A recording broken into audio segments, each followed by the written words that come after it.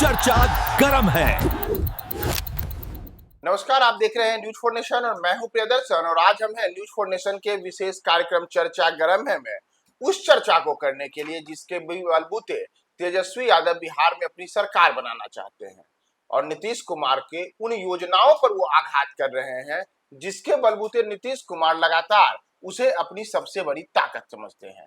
जैसे अगर आप याद करें तो तेजस्वी ने कुछ दिन पहले ही कहा कि वे जीविका दीदियों के लिए कई बेहतरीन ऑफर दिए हैं, जैसे जीविका दीदियों के पैसे माफ करने की बात हो या फिर इसी तरीके से लाखों जो बिहार में संविदा कर्मी हैं उनको लेकर के तेजस्वी यादव ने कहा कि हम उनकी नौकरी को परमानेंट करेंगे।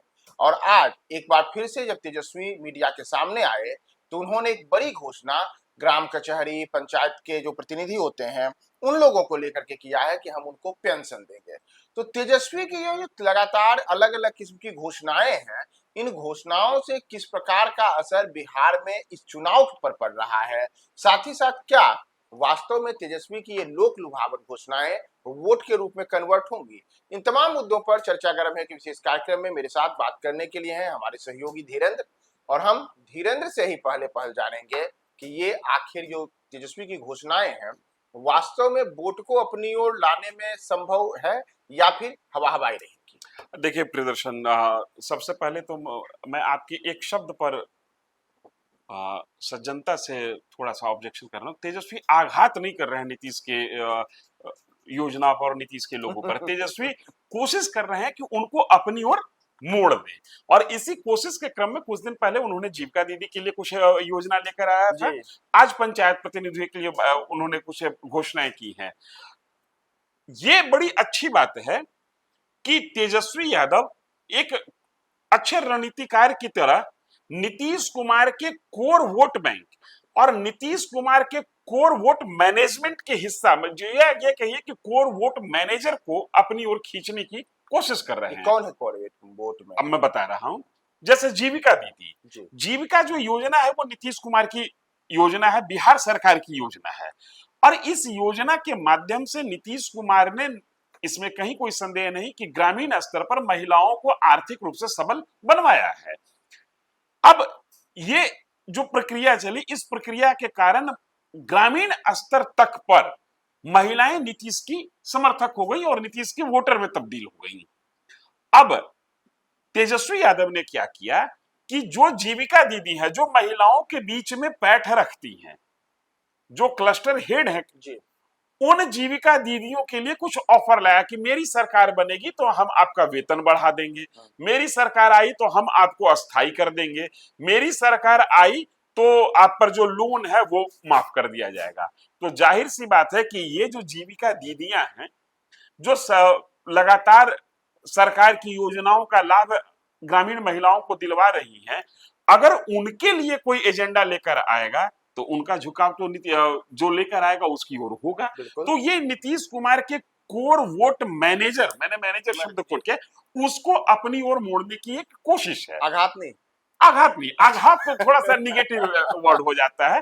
ये अट्रैक्ट करने की कोशिश है, ये एक तरीके से राजनीति है कि भाई आपकी चीजों को हम, आघात तो मतलब होता है कि फरसा से काट के निकाल लेते हैं। लेकिन यार रणनीतियों के सहारे काटने की कोशिश है। नहीं, इसको काटना नहीं है, इसको मोड़ना कहिए।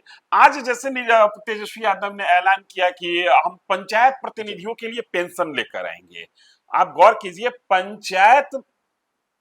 पंचायती राज विभाग में आरक्षण महिलाओं के लिए हो या जातिगत आरक्षण का मसला हो, इसका क्रेडिट नीतीश कुमार के माथे जाता है।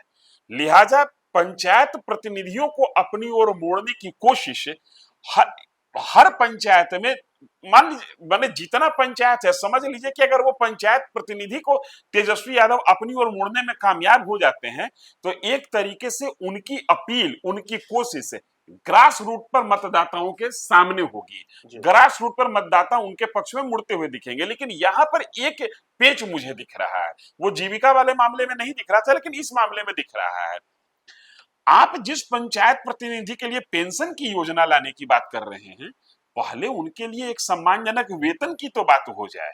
आज भी पंचायत प्रतिनिधियों को जो वेतन मिलता है वो वेतन नहीं, एक तरीके से क्या है, टोकन मनी मिलता है, मानदेय टाइप से, जिससे कि वो अपने दरवाजे पर आने वाले वोटर्स का या अपने दरवाजे पर आने वाले पंचायत के नागरिकों का वो कायदे से आदर सत्कार भी नहीं कर सकते हैं, चाय भी नहीं पिला सकते हैं। एक पंचायत में मिनिमम 6,000 के आसपास वोट है, 5-6 हजार के आसपास वोट है। 5-6 हजार वोटर्स में अगर जो मुखिया जी के दरवाजे पर क्या कहते हैं, जो अन्य पंचायत प्रतिनिधि हैं उनके दरवाजे पर महीने में 2,000 वोटर भी जाएं, 1,500 वोटर भी जाएं, 1,000 वोटर भी जाएं और उनको एक प्याली चाय पिलाने की बात हो तो होलसेल रेट में भी अगर कीमत हम काउंट करेंगे तो वो 5,000-6,000 का बजट चला जाएगा। ये सवाल है ना कि नहीं, मैं जो कह रहा हूँ कि जिसके लिए वेतनमान फिक्स नहीं है उसके लिए पेंशन की बात हो रही है। लेकिन जो आपने चाय पिलाने वाली बात कही, पंचायत प्रतिनिधि चाय पिलाने के लिए नहीं होता है ना, पंचायत प्रतिनिधि उनकी समस्याओं के समाधान के लिए आप बिल्कुल सही कह रहे हैं, चाय पिलाने की जिम्मेदारी बिल्कुल नहीं, तो घूस देना होगा। आप बिल्कुल सही कह रहे हैं, लेकिन आपके दरवाजे पर कोई भी व्यक्ति आएगा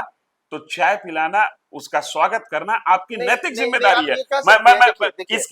मैं आपको बता रहा हूं, विधायक जी को जितना भत्ता मिलता है उस भत्ता में उनके दरवाजे पर आगंतुकों के स्वागत के लिए भी उनको भत्ता दिया जाता है। तो वहां भी तो ये तर्क लागू हो सकता है ना कि स्वागत करने के लिए थोड़े आपके दरवाजे पर आगंतुक आए हैं, आप उनकी समस्या को सुनिए और समाधान कीजिए। फिर तो 1 अरब रुपए का बजट बना।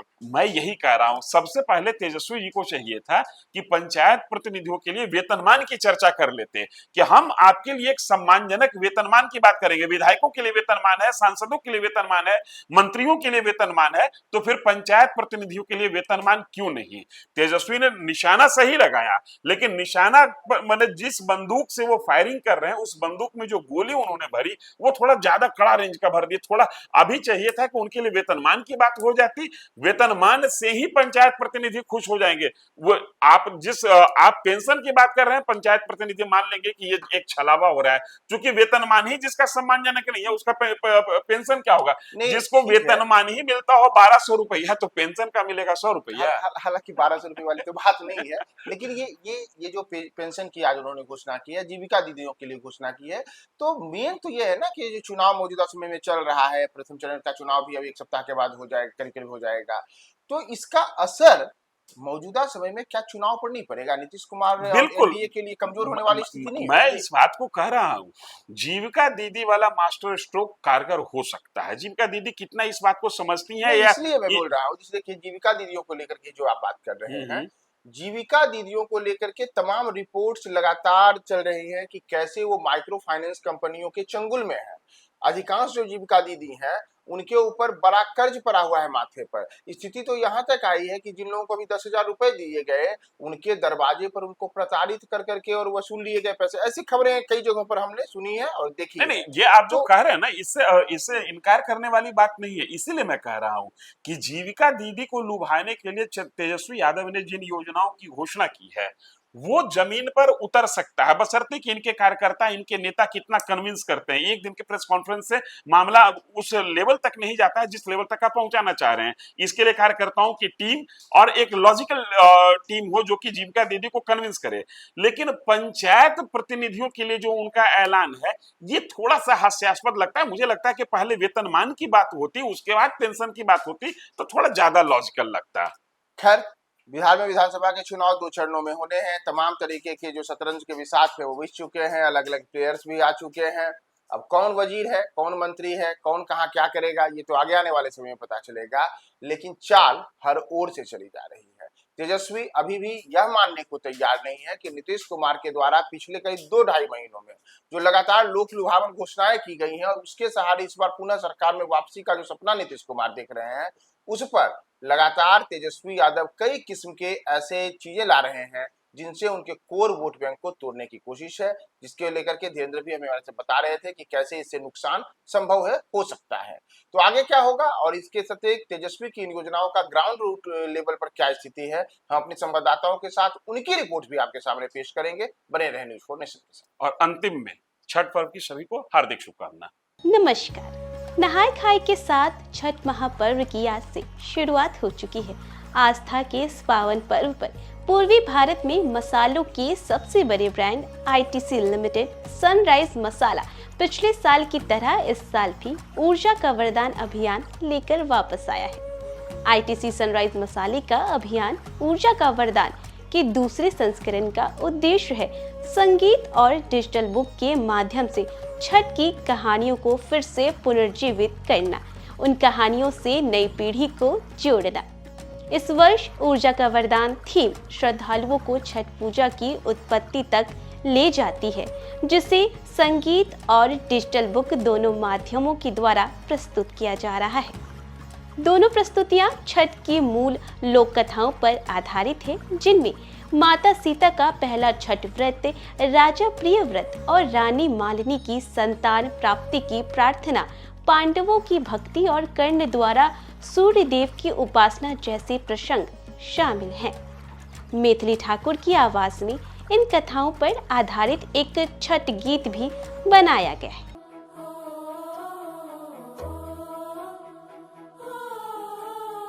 त्रेता से सतयुग तक, द्वापर से कलयुग तक, महिमा महान उनकर आव हम बताई। ब्रह्मा जी कैले जब सृष्टि के कल्पना, पुरुष प्रकृति दुई कैले रचना। साथ में लोक कला शैली में इन कथाओं के रंग, संस्कृति और क्षेत्रीय गर्व को दर्शाते हुए एक डिजिटल बुक भी तैयार किया गया है। श्रद्धालुओं की सुविधा के लिए छठ कैंपेनियन चैटबॉट भी पुनः सक्रिय किया गया है। कहानियां और छठ से जुड़ी सटीक जानकारी सूर्योदय सूर्यास्त का समय प्रदान करता है।